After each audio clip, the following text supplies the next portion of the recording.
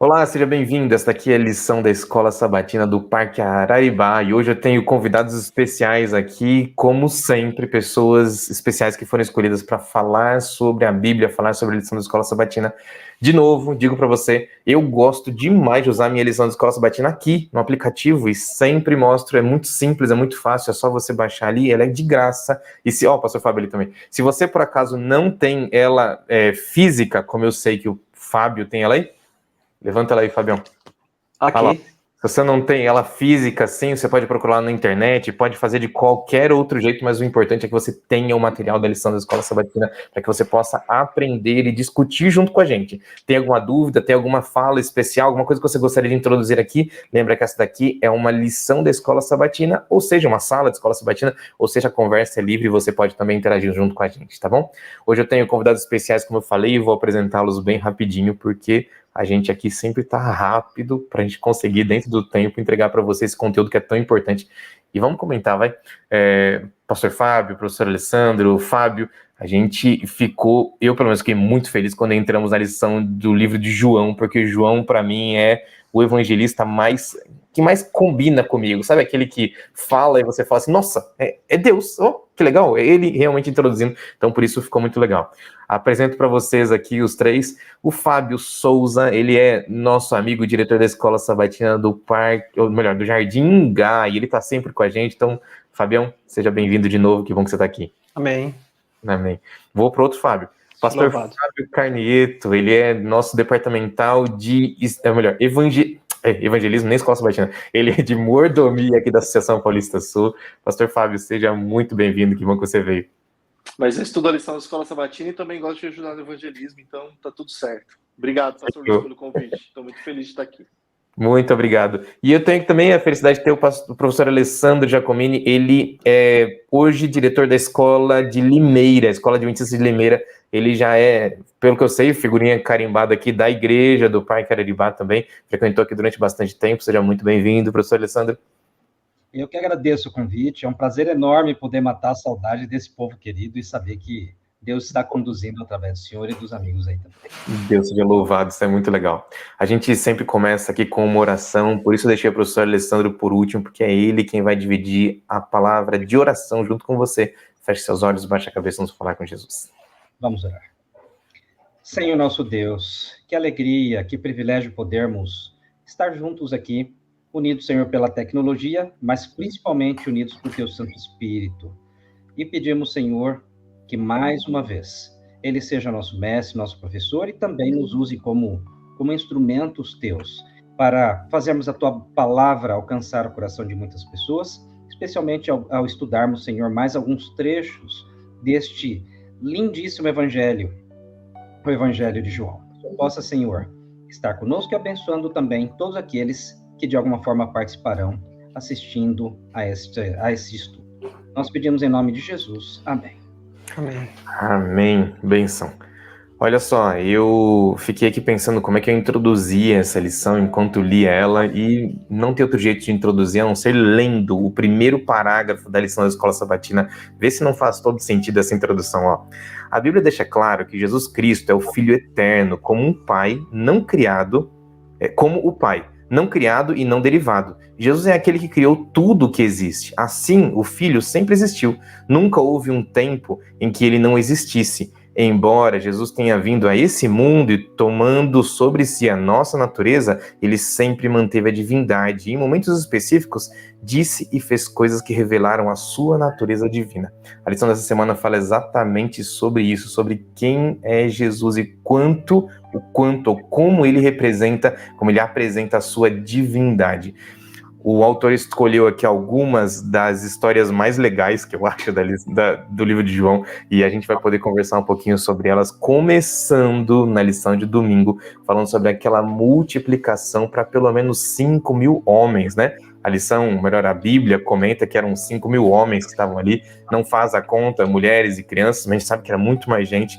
Agora, coisas muito legais acontecem por ali, né? Eu vou começar com você, pastor Fábio. O que esse milagre consegue ensinar pra gente? Jesus se distancia do lugar onde ele normalmente pregava, ele vai ali para perto da região de Decápolis, né? Onde não era realmente muito comum que ele estivesse, mas quando ele chega lá, ele muda realmente a realidade e ainda se apresenta de uma forma diferente. Esse primeiro milagre, Lúcio, acho que a gente já consegue extrair algumas ideias, né? A primeira delas é que Jesus sempre tem o que falar. E sempre tem gente para ouvir o que Jesus tem para falar. Jesus ficou horas falando e o pessoal ficou lá, né? Todos nós aqui participamos na escola sabatina, às vezes pregamos na igreja, a gente sabe como é difícil falar em público, né? Ajudar o público a se manter atento. Jesus ficou por muito tempo ensinando. Jesus passou horas falando. E o pessoal ficou, o pessoal não arredou o pé, o pessoal permaneceu assistindo. Interessante é que Jesus sabia que eles estavam há muito tempo. E Jesus, ele se doeu pelas pessoas, né? Ele podia ter terminado mais cedo, ele podia ter liberado o pessoal, podia ter falado para todo mundo ir embora. Mas Jesus, ele olhou para a necessidade daquelas pessoas. E isso eu acho que é um ponto interessante. Eu tinha um professor na faculdade que ele falava que a gente tem que coçar onde está coçando, né? Jesus, ele coça onde está coçando. Jesus, ele vai no ponto que aquelas pessoas precisavam. Tanto no que elas precisavam ouvir, quanto depois, quando elas tinham uma necessidade física, né? Quando elas tinham a necessidade de comer, de se alimentar. Eu gosto muito desse milagre, eu acho uma intervenção maravilhosa de Jesus. E assim, não é só um milagre, é um sinal, né? É um sinal que ele dá da sua divindade, é um sinal que ele dá um ato messiânico de Cristo alimentando o povo. E tem também muitas referências com o Antigo Testamento, né? Eu ia comentar, eu ia puxar esse comentário também, mas vou jogar você, Fábio, o outro Fábio, me ajuda aí, com relação a que links existem com o Antigo Testamento, já que a lição comenta sobre isso, né? Jesus, naquele momento, ele representa um outro personagem do Antigo Testamento. Bom, ele representa Moisés, né? E justamente na época da Páscoa foi feito essa multiplicação dos pães e representa a libertação lá do povo, né? Moisés, o libertador, né? Jesus, né? Também libertador. E eu até anotei aqui na minha lição que o pão material, esse milagre da multiplicação, tinha o objetivo de direcionar as pessoas e a atenção do povo para Cristo, que provê não só o pão material, mas o pão também físico, né? Porque ele é o pão da vida, né? Detalhe interessante também sobre os 12 cestos de pães que foram recolhidos, que são também, e representam as 12 tribos de Israel, que, né, a lição vem destacando aqui. Então, tudo isso aponta para Jesus como o novo Moisés, que veio para libertar o seu povo, né? Traz uma mensagem de esperança. Interessante. Eu ainda fico pensando num terceiro aspecto aqui, que a lição não abordou, mas acho que talvez seja importante. Preguei nesses últimos dias sobre o milagre que acontece quando Jesus sai dessa multiplicação de pães. Porque ele recusa, né, ser colocado como rei naquele momento. Que os líderes ali daquele povo começam agora a procurar ele e falam assim, e aí, vamos? E Jesus fala assim, não foi para isso que eu vim. E ele então se afasta, e ele manda, é engraçado como João conta, porque ele manda os discípulos entrarem dentro do barco, meio que, vai embora, sai logo. E meio que enxotando eles, lógico que tem uma conversa nesse interim, mas é como se fosse isso. E ali, quando eles entram no barco, eles vão embora. A minha pergunta é, onde ficaram os 12 cestos? Para mim, eles colocaram no barco, eles levaram embora. Interessante porque eles vão pro barco e eles encontram uma tempestade. E esse é o ponto que a Bíblia não comenta, Ellen White não comenta, mas eu fico pensando nisso. Dentro da tempestade, eles, imagina, 12 cestos dentro do barco, a prova do milagre que Jesus era realmente Deus, e agora eles estão dentro do barco fazendo o quê? Isso Ellen White comenta, estão duvidando que Jesus era Deus. Então, veja que a gente, como ser humano, por muitas vezes cai no problema da nossa natureza pecaminosa, exatamente nos enganar, porque é nessa forma que eu vejo, né? É lógico que eu estou teorizando sobre, porque não tem nenhum lugar sobre isso, mas para mim eles não largaram os cestos na praia, eles levaram com eles, eram os presentes deles, os 12 cestos, um para cada um deles, entende? Faz algum sentido? Ou eles entregaram para as pessoas, né? É possível, tá bom. É possível. Distribuíram ali, enfim, os cestos não eram deles, né? Eles arranjaram os cestos, distribuíram ali. Eu acho interessante ainda sobre essa questão do pão em si, e aí eu vou puxar desse lado aqui. Eu vou puxar a sardinha aqui, viu, pastor Lúcio, agora para a mordomia cristã. Esse daqui é um milagre de provisão, né? Deus, ele ensinou, mas Deus mostra que ele é um Deus de provisão. E Deus é um Deus de abundância. Ao mesmo tempo que também é um Deus de ordem, ele é um Deus organizado. Antes que ele distribuísse, ele pede para que o povo se organize, ele separa em grupos, e aí o pão vai sendo distribuído para cada um na sua necessidade. Depois o pessoal pôde repetir, o pessoal pôde comer até se fartar, e aí no final, depois que todo mundo comeu, sobraram ainda 12 cestos, que creio eu sempre pensei isso, foi distribuído, imagina ali, né, uma ação da ASA, né, da igreja local ali, distribuindo o pão para as pessoas. Mas aqui é o Jesus da provisão, é o Deus da provisão, é o Deus que dá o pão, assim como ele deu o maná, ele dá o pão agora, mais uma vez, ele alimenta a multidão, ele cuida das pessoas. Esse mesmo Deus é o Deus que está à nossa disposição hoje, é o mesmo Deus da provisão hoje, e é da provisão abundante. Eu não estou trazendo aqui uma sugestão de teologia da prosperidade, né? Deus vai te dar muito. Não, não é isso. Até porque Deus deu para eles o que eles precisavam. Outra coisa interessante, nessa história, a gente sabe que foram multiplicados ali os pães e os peixes, né? Eram pães de cevada. O peixe não era um peixe caro, não era um peixe, era um peixe simples, assim. Foi eu brinco, né? Foi o pão com manteiga, foi o PF. Uhum. Foi o PF. Ele deu o arroz com feijão. Foi a comida simples, a comida mais simples que tinha. Ele não deu um banquete luxuoso. Ele deu exatamente o que o povo precisava naquele momento, uma comida simples, que ia alimentar o povo, mas que veio direto da mão de Deus, que é o Deus da provisão. Boa. Vai, professor Alessandro, ia jogar você já na fogueira. Continue. Assim, professor, eu acho que e os colegas aqui, eu tenho um encantamento muito grande com o Evangelho de João. Porque no Evangelho de João, Jesus, ele fala mais de si próprio, né? Ele dá uma revelação de si próprio, e a gente vê que, assim como em outras histórias, mas nessa história, a intencionalidade de Jesus, ao escolher o local, a data, e a gente vai vendo a trama se desenrolando ao ponto que, naquele contexto ali, esse monte de gente, agora todo mundo está com fome, e aí Jesus vai e faz uma pergunta para Filipe, né? E o texto, e João dá essa pitada assim, né? Olha, ele sabia porque ele estava perguntando, e era intencional.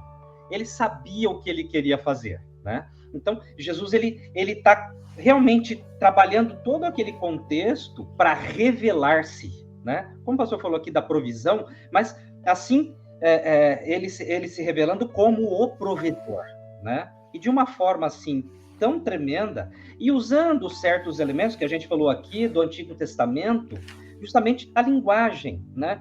Jesus, ele fala na linguagem que a gente entende, ele vai conduzindo todo, para que realmente as pessoas depois concluam, mas ele é o profeta.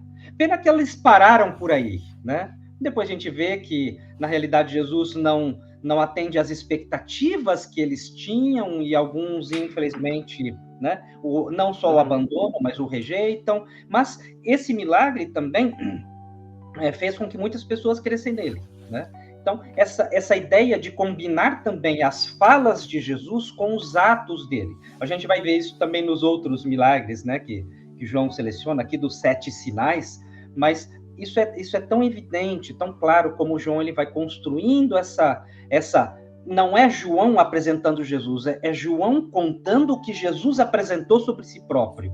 É muito interessante essa dinâmica no Evangelho. Não, isso é interessantíssimo.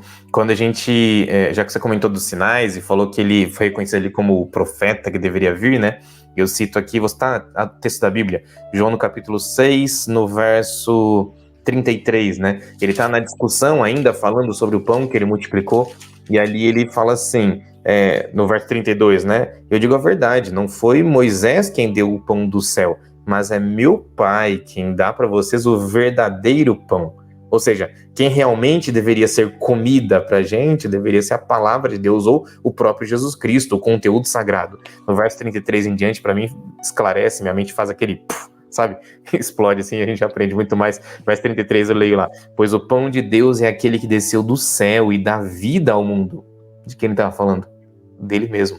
Quem é que pode falar o eu sou? Quem é que pode bater no peito e dizer assim, eu fiz, eu tenho? Só ele. E aí, João, ele coloca, né, 7 vezes quando Jesus fala que ele era. E esses 7 eu sou são para realmente a gente aprender muita coisa, né? Eu vou citar os 7 aqui, quem quiser comentar, segue aí, porque vai ser bem legal, né? Ele repete 7 vezes. Primeiro, quando ele diz que é o pão da vida, em João 6:35. Depois ele fala em João 8:12, eu sou a luz do mundo. Depois, João 10:7 e 9, ele fala que ele é a porta. Ele fala que é o bom pastor em João 10:11, 14. eu sou a ressurreição e a vida, João 11, 25, eu sou o caminho, a verdade e a vida, Jesus também diz, João 14, no verso 6, ele fala, eu sou a videira verdadeira, João 15, e cada uma dessas, né, eles tinham eram declarações muito específicas, porque ele podia se colocar como Deus, dizendo, eu sou. Ele não estava dizendo que era outra coisa, ele estava dizendo que ele era o próprio Deus Todo-Poderoso. Eu queria comentar Amém. um detalhe sobre isso, que dessas declarações a gente vê que dessas 7, 6 elas têm predicados. Eu sou a porta, o pão, mas quando a gente chega lá em João 8, 58, ali o negócio cresce de uma forma diferente, né? Dá para a gente ver o texto, quando Jesus, né, ele solta uma declaração, só que não tem um predicado. Ele apenas diz, antes que Abraão nascesse ou existisse, eu sou.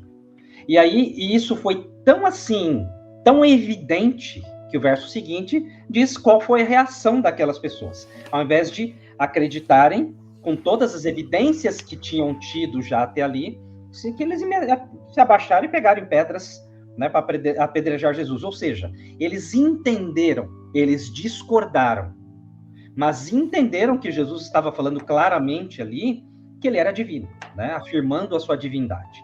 E isso acaba sendo até surpreendente, porque, infelizmente, as heresias se espalham, e a gente sabe que as heresias estão sempre aí, o inimigo está tentando infiltrá-las na igreja, né? E com uma declaração tão evidente assim de Jesus, tão clara, ainda há pessoas que acabam querendo desmentir ou suspeitar da divindade de Jesus. Jesus realmente afirmou claramente a sua divindade. O próprio evangelho, né, o contexto histórico do evangelho, o propósito histórico dele, é justamente revelar Jesus na sua divindade. Né? Eu ia trazer justamente esse texto, professor. Jesus, ele dá uma declaração chocante, né? E como o senhor falou, ele não deixa dúvida do que ele está querendo dizer, né? Eu nunca tinha pensado por esse lado, gostei que você conseguiu sintetizar. Eles entenderam o que ele falava, eles não tinham dúvida da declaração de Jesus. Para eles era muito claro, eles simplesmente não concordaram. Em vários momentos do ministério de Jesus, enquanto ele esteve aqui, ele era muito claro, ele conseguia expressar o que ele queria, só que as pessoas tinham dificuldade de entender qual era o propósito dele, né? Então, aceitar o pão é muito gostoso, né? Aceitar o pão que vem do céu é uma delícia, quem não quer, né? Agora, reconhecer quem ele é de verdade, quem ele é de fato, e aí eu vou falar mais uma vez aqui. A gente gosta muito da provisão de Deus, e às vezes a gente gosta mais da provisão de Deus do que do Deus provedor. A gente gosta mais daquilo que Deus faz do que daquilo que ele é. A gente está mais interessado que ele me dê coisas do que em ter um relacionamento com ele, propriamente dito. E isso daqui vai ficando muito claro, né? Então, ele me dá pão, ele vai me trazer o refrigério da alma, ele é isso, ele é isso. Não. Mas ele é o que eu quiser. Ele é o que eu quiser. E Jesus não é o que a gente quer. Jesus é o que a gente precisa. Ele é o que ele é. E a gente precisa do que ele é. Ele é o Salvador, ele é o Messias, ele é o Criador. E louvado seja Deus que muito em breve ele vai voltar. Amém. Que legal. Que legal. Deixa eu passar para o próximo dia aqui, porque a gente vai ficar 2 dias falando sobre esse capítulo e não vai faltar assunto, porque isso aqui é maravilhoso. Eu me apaixono toda vez que eu falo sobre o livro de João. Pastor Lúcio, posso comentar só um detalhezinho mais ainda dessa parte? Vai lá. Uma das coisas também que me chama a atenção, a gente sabe que toda obra, assim como o Evangelho de João, ela tem o propósito principal, mas ela tem outros, talvez, os vieses, os assuntos. E uma coisa que também me chamou muita atenção no Evangelho de João é que ele faz uma radiografia da incredulidade, né? Ele mostra a incredulidade, né? E a gente já começando desse milagre, depois a gente vai poder falar isso mais também dos outros milagres, mas assim, Jesus, como o senhor falou, ele atravessa o mar, as pessoas quiseram fazer o rei, etc, tal, e depois quando as pessoas encontram lá do outro lado, e elas pedem para, então faz um sinal. Que sinal que você faz aí para mostrar que você é o que você está falando, que você... Ora, Jesus já tinha feito, tinha acabado de fazer, né? Ou seja, para quem não quer crer, parece que assim, nada supre, né? Eles queriam, e Jesus simplesmente... E a gente vê uma outra lição, né? Jesus não faz esse tipo de sinal, ou sinal para esse tipo de propósito. né? Aí a gente vê a questão do papel da fé, né? De Sim. como as coisas devem se encadear, né? E se Jesus tivesse feito, eles provavelmente não iam ter crido, iam achar outra desculpa e assim por diante. Às vezes a gente fica buscando só o bem material, né? Só o que ele pode me entregar. E aí é o grande problema da teologia de prosperidade, né? A gente não trabalha com Deus sendo Deus. Trabalha com Deus sendo só aquele que me traz coisas, o Papai Noel, que me dá presente. O amigão, né? E daí não é Deus, não é isso. Isso não é Deus. E é muito legal como ele se posiciona, como vocês citaram muito bem. Ele diz, eu sou, está se referindo a ser Deus, mas ele não é aquele que fica dando presentes toda hora, porque não é isso, não é esse o ponto. Me lembra também, pastor Amin Rodor, quando a gente fazia aula de Cristologia, ele contando pra gente, né? Se você presta atenção, o número de milagres que ele faz no início do ministério é muito grande, para chamar a atenção. Só que conforme o ministério dele vai passando, a curva vai diminuindo, e quando ele chega no final do ministério, ele quase não faz milagres. Obviamente, os milagres continuaram, mas ele pessoalmente quase não faz, porque agora era hora de falar. Agora era o conteúdo falado e não os milagres, entende? Que isso é importantíssimo. Deixa eu jogar pro próximo dia. Terça-feira, gente. Vou jogar para você, hein, Fábio? Vamos lá. Quando eu abro a Bíblia em João 9, eu encontro uma outra história que me deixa intrigado. A história mesmo está em 7 versos. E o restante é o milagre mesmo tem 7 versos. E o restante do capítulo, que vai até 50, se eu não me engano, ele discorre sobre o que aconteceu em torno daqueles 7 versos onde está o início. João 9, ele é intrigante, porque Jesus faz a cura logo no comecinho. E ali em seguida acontece uma grande discussão, aquele cego é jogado para fora da sinagoga, é trazido de volta, ele é defendido, mas no final parece que ele aprende sobre quem é Jesus, não é com Jesus, mas é com as outras pessoas. Entende isso? Como é que esse relacionamento daquele cego que encontrou Jesus só naquele momento pode ensinar a gente também? Bom, o que eu tiro de lição é o seguinte: aquele cego recebeu a cura, né, que Jesus realizou ali, pegando ali o barro, colocando em seus olhos, né, como diz ali o relato bíblico. Ele passou a enxergar muito mais que os líderes espirituais que estavam muito mais cegos. Eles não conseguiam enxergar o Deus Criador, Cristo ali, o mantenedor. Então, quanto mais eles questionavam, quanto mais eles insistiam, né, quiseram até falar com os pais, só que os pais, pensando em ser até expulso da sinagoga e não poder frequentar, falou, não, ele já tem dado suficiente para responder, pergunta para ele. E foi um tapa na cara daqueles líderes, porque quanto mais eles insistiam e perguntavam, mais ele afirmava que, olha, se esse homem é pecador, eu não sei, porque eles acusavam Jesus de realizar as curas no sábado. Ele falou, se ele eu não sei, eu sei que ele me curou e eu tô vendo. E assim, é lindo, porque quanto mais ele via, de maneira física, não só física, mas espiritual, mais os líderes ficavam cegos. É um risco que nós corremos, né? Porque o nosso coração é mau, é enganoso. E nós também possamos, né, ter muito cuidado em ter constante comunhão com Deus, né? Para não ficarmos cegos de maneira assim espiritual. Fábio, você citou aí um trecho da história que é o que eu mais gosto, né? Essa história fica uma lenga-lenga, né, meu? Jesus vai lá, faz um milagre, cura, aí os caras pegam o cego e falam, e aí, vai, chama pai, e vai. Chega uma hora que parece que o cego perde a paciência, o ex-cego agora, né? E ele fala assim, ó, uma coisa, quem ele é eu não sei, uma coisa eu sei, eu era cego e agora eu vejo. Isso daqui, para mim, é um momento até hilário, assim, da história, né? Eles continuam insistindo, mas como é que ele fez? Ele fala, eu já falei. Vocês querem que eu fale de novo? Vocês não vão acreditar. É como que esse cara que experimentou esse milagre extraordinário, ele fala assim, vocês não estão entendendo. Vocês estão aí preocupados, ninguém está preocupado comigo, né? Parece que o cego está dizendo. Ninguém está preocupado comigo.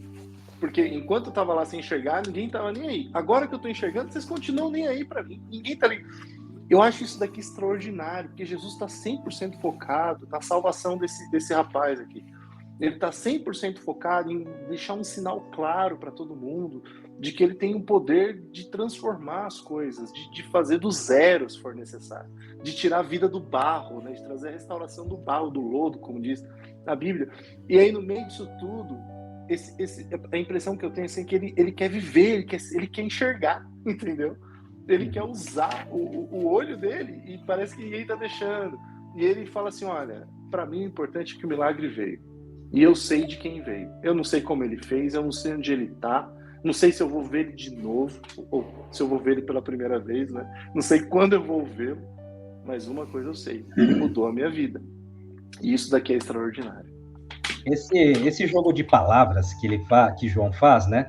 A ideia de pecado e enfermidade, e luz e trevas, né? É muito interessante. E como o senhor colocou, pastor Lúcio, começa ali também o texto com uma discussão. Tem uma discussão que antecede a história, que é quando os discípulos questionam ali e tal, e Jesus, ele fala, não é como vocês pensam. E o curioso é que Jesus aí, ele traz para o contexto ali de luz e trevas e diz, eu sou a luz. E em seguida ele faz um milagre justamente trazendo, digamos, tirando alguém da escuridão e trazendo para a luz, né?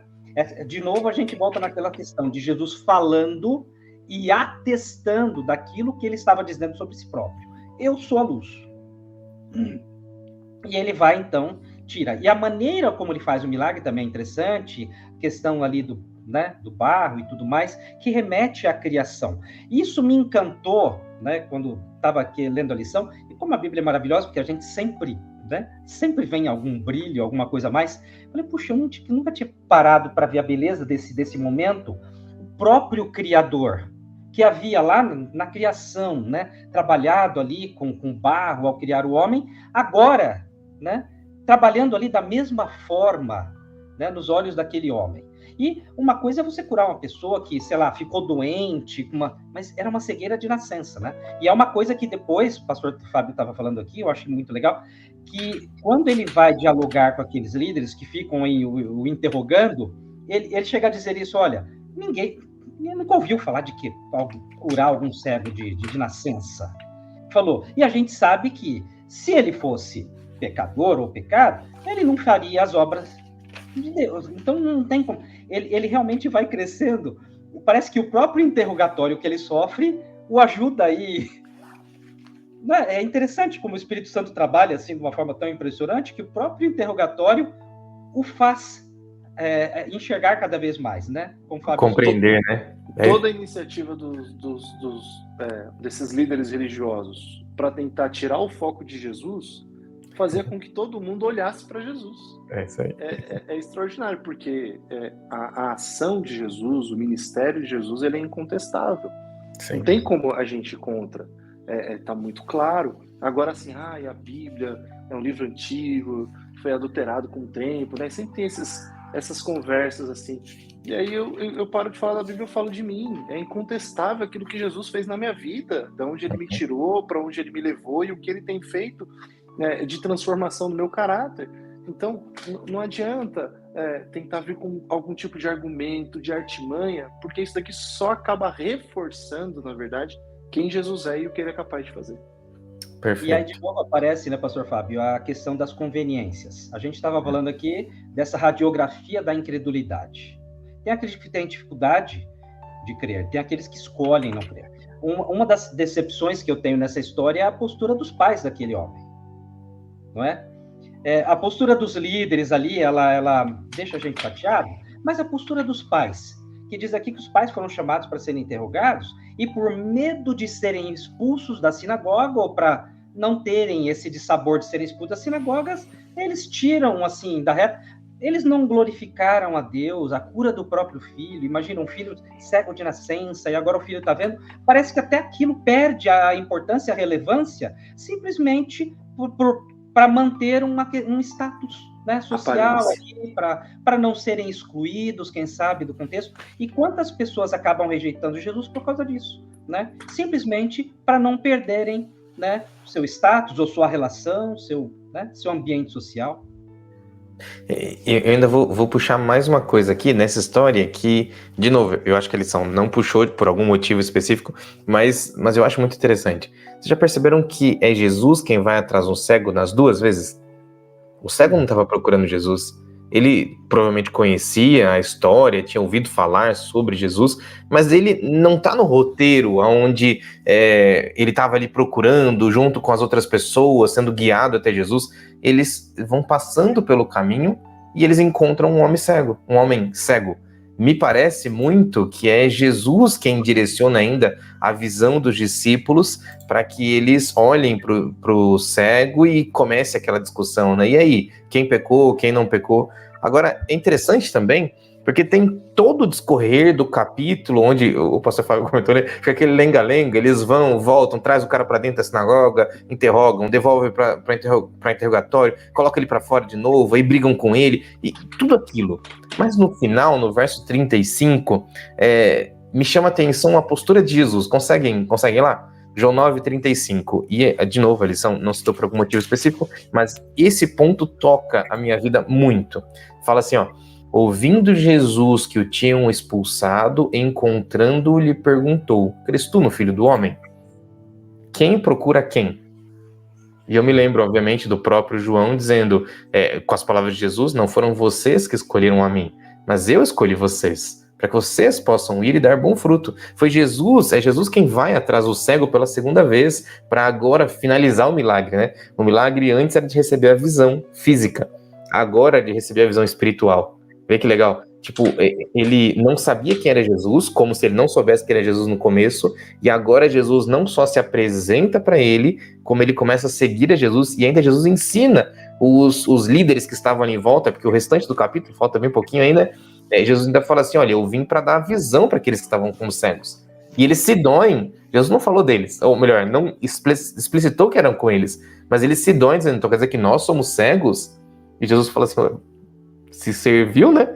Se a carapuça tá caindo aí, acho que é de vocês que eu tô falando. E a gente não entende, pelo menos eu não consigo compreender o quanto esse Deus, que é o Deus Criador, é aquele que já tinha feito a cura, podia simplesmente se posicionar como a gente, como ser humano: ó, já dei o que eu precisava dar para essa pessoa, agora ela que se vire. Não, Jesus ainda volta para terminar a cura, para agora entregar a vida espiritual que esse rapaz tanto precisava.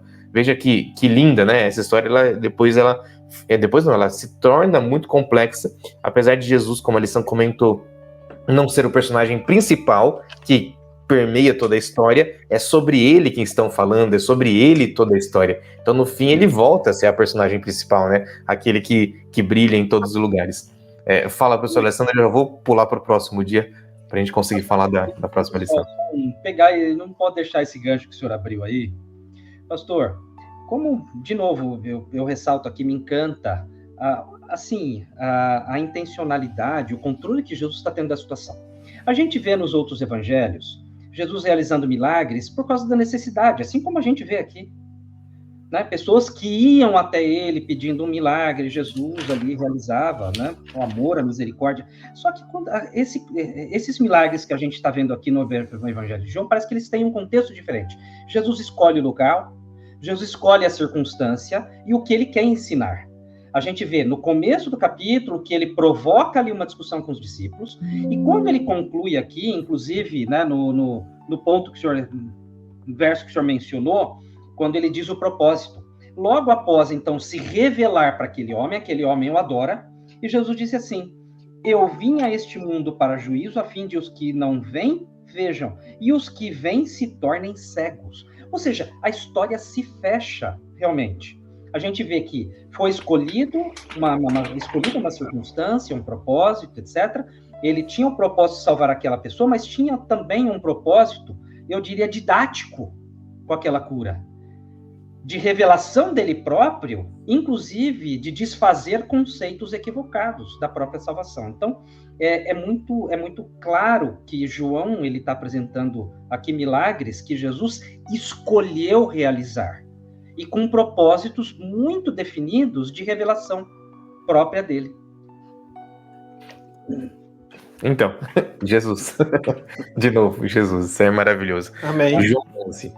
Quando eu vou para o próximo dia, já quinta-feira, a gente fala agora sobre a ressurreição de Lázaro. Me chama a atenção que essas três histórias, elas têm alguma coisa em comum. Percebam uma linha que passa por eles, né? A primeira delas, eles até podiam ter onde arranjar comida, mas eram muitas pessoas que precisam da atenção do mestre. A segunda delas era um cego que foi procurado por Jesus. A terceira delas era um morto, que não tinha como sair, não tinha como ir atrás de Jesus. Percebe que Jesus vai atrás, ou ele se dispõe a fazer aqueles 3 milagres por bondade, porque ele se dispõe.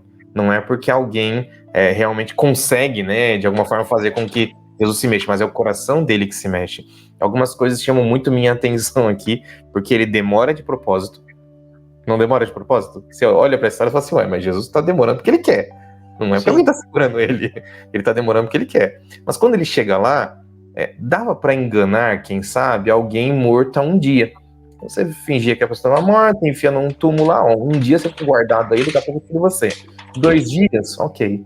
3 dias, mas 4 dias já sentindo o cheiro, não tinha como dizer que aquilo não era verdade. E quando Lázaro ressuscita, aquela história se espalha, e ali agora a fama de que Jesus tinha ressuscitado o próprio amigo é o que marca quem ele era.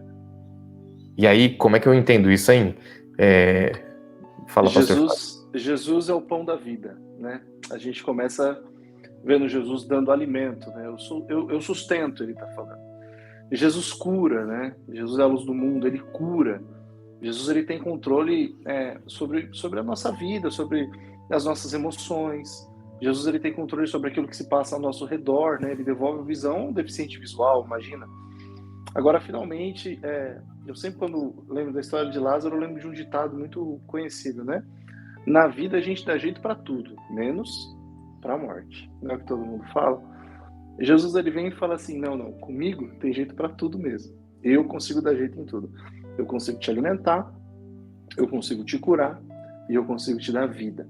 Só que a vida que Jesus ofereceu para Lázaro, ou oferece para a gente agora, é muito mais do que a clonagem lá da ovelha Dolly, né? É muito mais que qualquer coisa disso que a gente pode imaginar. Porque Lázaro morreu, né?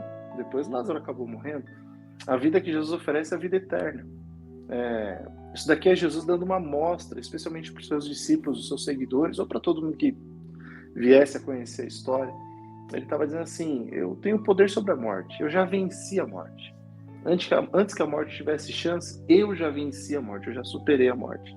Então, eu acho extraordinária essa história de Lázaro, o contexto desses 3 milagres, que eles mostram a plenitude do poder de Deus, ou de Jesus. E por isso que ele é o Messias, por isso que ele é Deus. Fábio, conte aí o que eu aprendo mais sobre a história da vida que Lázaro recebeu novamente.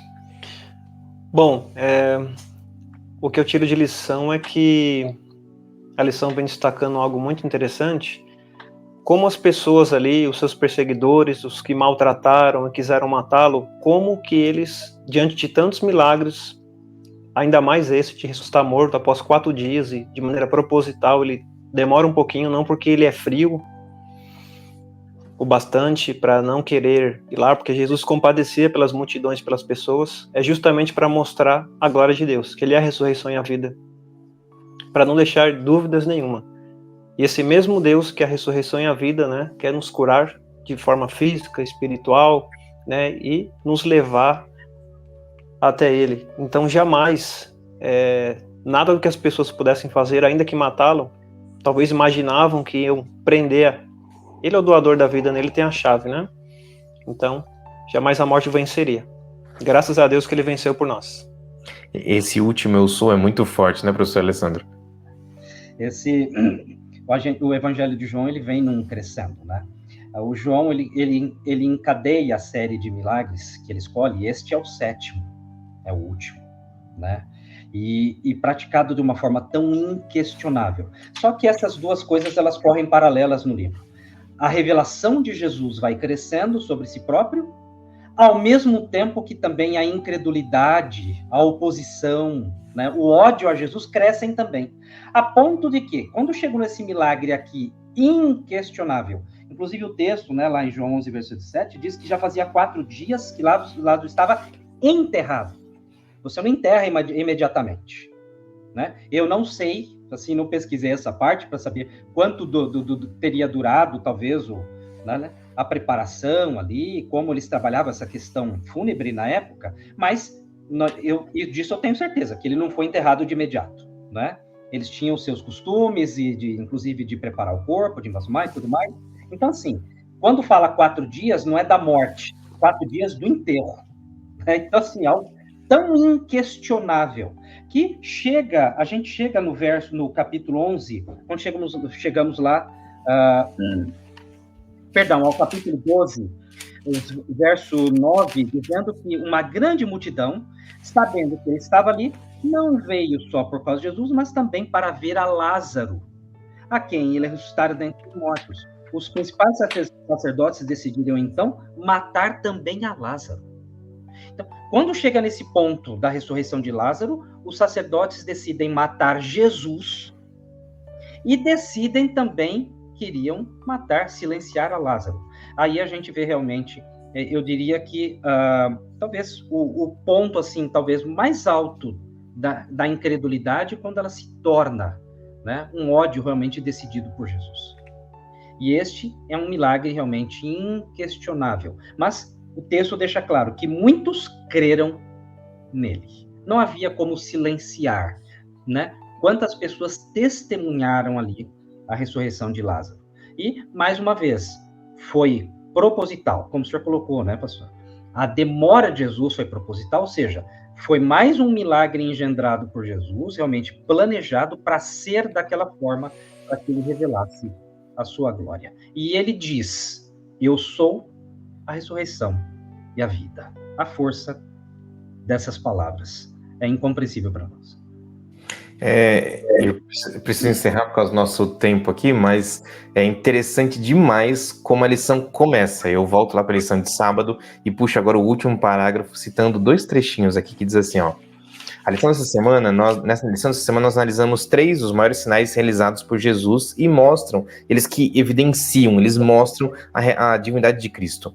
O mais surpreendente de tudo é que algumas pessoas não creram nos milagres que aconteceram na frente deles, mas muitos outros olharam para Jesus e reconheceram nele o Deus Todo-Poderoso que criou todo o universo.